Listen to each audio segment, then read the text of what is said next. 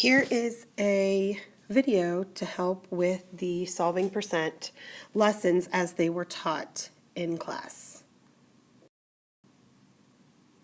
So the formula that we're using is part over whole equals percent over 100. So given a problem, we need to determine which parts of this formula we were given and solve for the part we're not.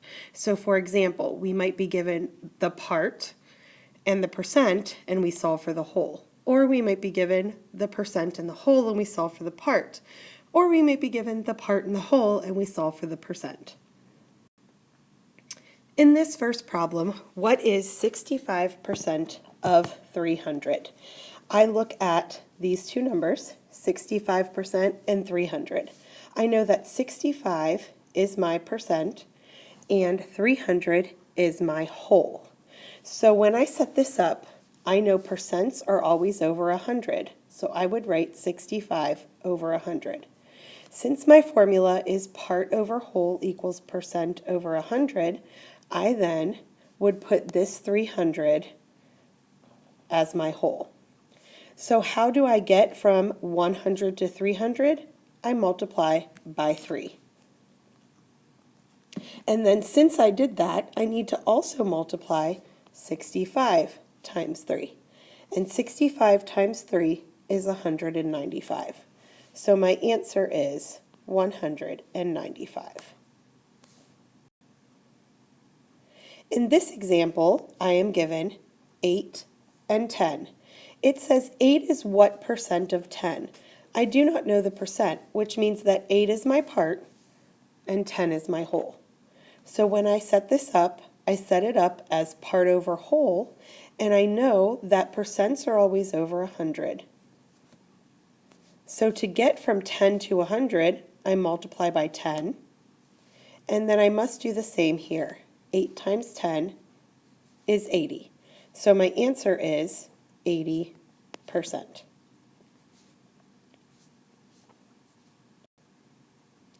In this example, I'm given 4 and 80%. 4 is 80% of what number? 80% is my percent. 4 in this situation is my part because I'm trying to figure out what part 4 is of a number.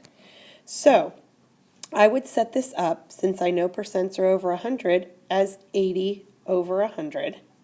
And I need to get this 80 down to 4 parts on top. To get from 80 to 4, I divide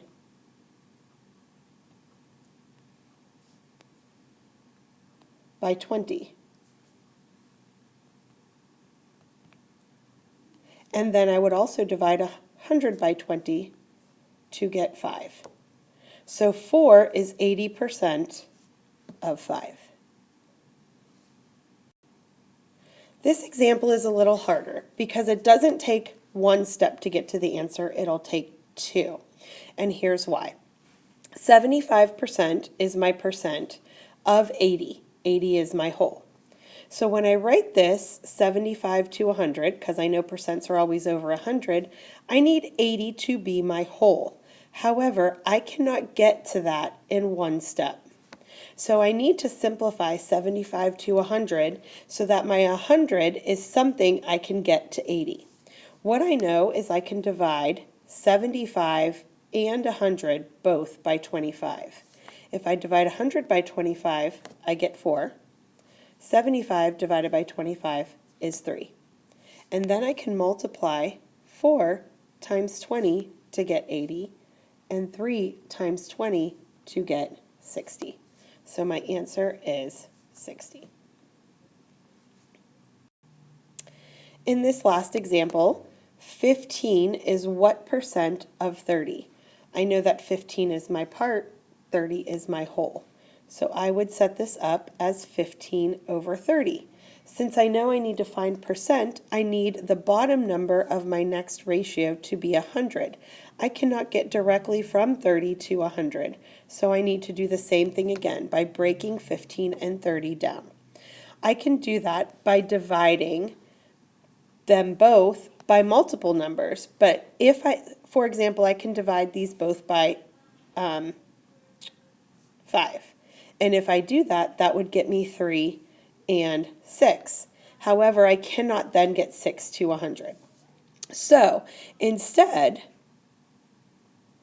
I'm going to divide them both by 15. 15 divided by 15 is 1. 30 divided by 15 is 2.